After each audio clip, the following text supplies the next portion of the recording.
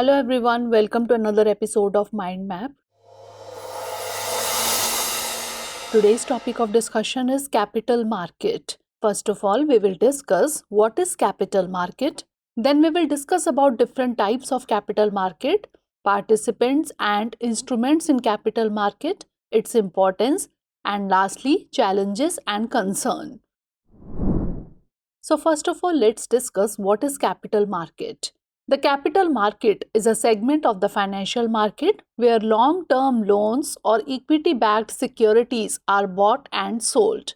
It is an institutional arrangement for borrowing medium and long-term funds and which provides facilities for marketing and trading of securities.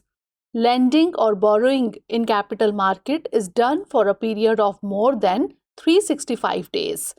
The capital market is characterized by long-term financial assets like bonds, debentures, etc. In India, capital markets are regulated and monitored by the Ministry of Finance, the Securities and Exchange Board of India, that is SEBI, and RBI. Now let's have a look at different types of capital market. First is primary market. The primary market is the financial market where new securities are issued and become available for trading by individuals and institutions. Methods used to raise funds in money market are public issues. When a company raises funds by selling or issuing its shares to the public through issue of offer document prospectus, it is called a public issue. When company make public issue for the first time, it is known as initial public offering, that is IPO. While when a company makes another public issue to raise capital, it is called further public follow-on offer, that is FPO. Private placement.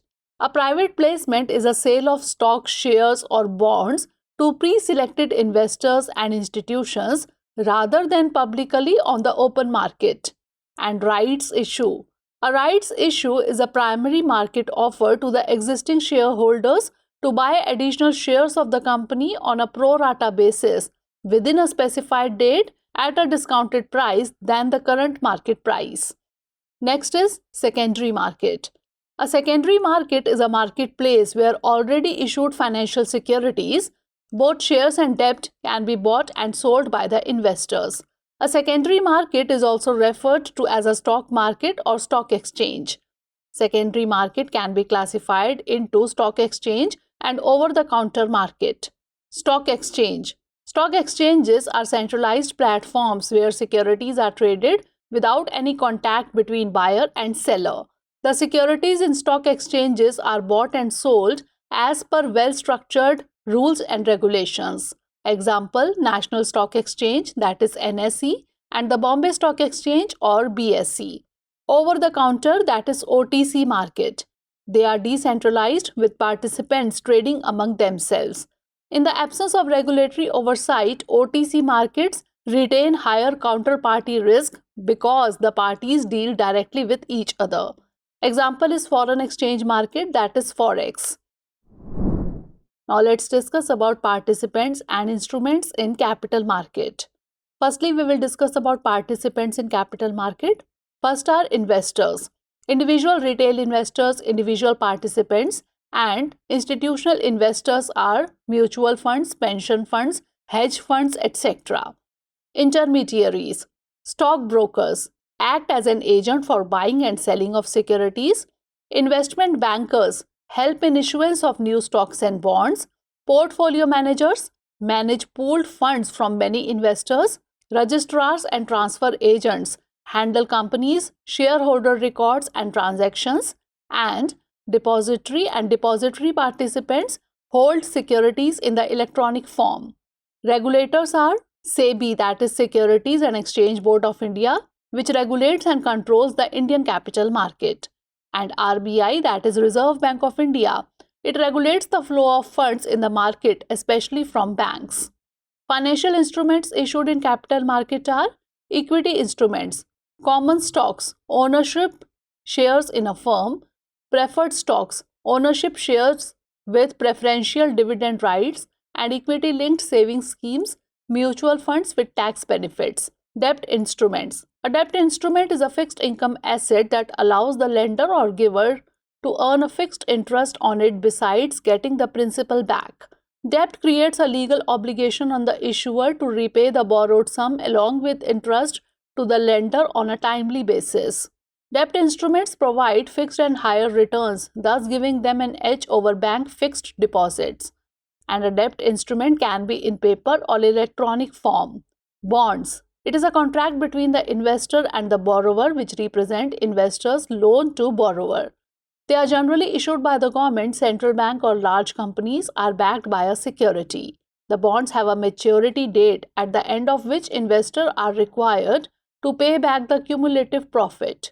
Debentures. A debenture is a type of bond or another debt instrument that is secured by collateral but not guaranteed. They are generally not secured by any physical assets of the issuers, which makes them riskier than bonds. They can be secured or unsecured as well as redeemable or non-redeemable. Government securities. They are the supreme securities issued by the Reserve Bank of India on behalf of the Government of India. They are issued at face value. Since they are backed by government, there is minimum risk attached. Fixed deposits. They are money deposited in a bank for a specific time, earning a fixed rate of interest. They are flexible in nature as their duration of maturity ranges from 1 month to 10 years. They are highly liquid and easily be withdrawn. Derivative instruments. Derivatives are financial contracts whose value is derived from an underlying asset. The value of the derivatives is subjected to fluctuations. The value of the underlying assets is constantly changing. Underlying assets could be in form of stocks, indices, commodities, currencies, exchange rates, or interest rates. These instruments allow investors and traders to speculate on the price movements of the underlying asset without owing it directly. Futures. It is an agreement between buyer and seller to buy or sell an asset at a certain time in the future at a certain price. Futures contracts can be freely traded on exchanges since they are standardized in terms of expiration dates and contract sizes. Future contracts are transferable and tradable. They are frequently used in commodity speculation. Options. In options, the holder of the monetary resource has the privilege to trade securities at a specific cost at a specified future date. The option to purchase the hidden resource or underlying asset is known as a call option, while the choice or option to sell the resource or asset is a put option. Swaps. Swaps are a type of financial derivative used to exchange one type of cash flow for another. Swaps are private agreements and are most traded over the counter. Currency swaps and interest rate swaps are the most common types of swaps. Forward contracts. It is a customized contract between two parties to buy or sell an asset, product, or commodity at a predetermined price at a later date. They are traded over the counter and they are not standardized to be regulated.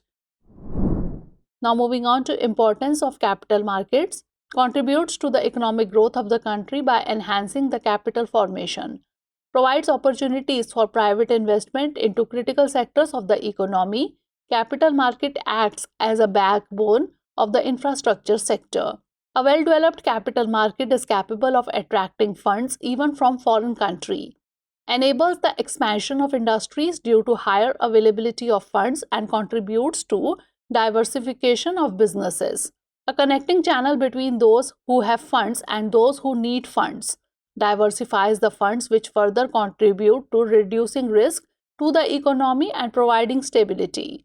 Provides an element of financial democracy to the economy by ensuring enhanced participation of masses in development process.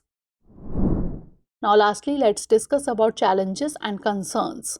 Market volatility due to the unpredictable price movements makes capital market risky. Inflation, which reduces the purchasing power of the masses, thus hindering the investments. Rupee depreciation reduces the confidence of foreign investors on the country's economy. Increased number of non-performing assets of the industrial sector reduces the trust of the creditors on the industries. Non-uniformity in its tax system across the state that makes it difficult for organizations to carry out business. This has resulted in the undergrowth of the businesses and lack of knowledge and awareness about the capital market. Now it's time for the practice questions. First of all, prelims question. Which among the following statement is not correct about capital market? Debentures and bonds are the common instrument of capital market. Capital market is more crucial to economic development of country than money market. Liquidity in capital market is more than money market, or returns provided in capital market worth more than returns provided by money market. And now mains question. Strengthening of capital market is a first step for making India an industrial hub. Explain. So that's all for today. Stay tuned for the next episode. Thanks for watching.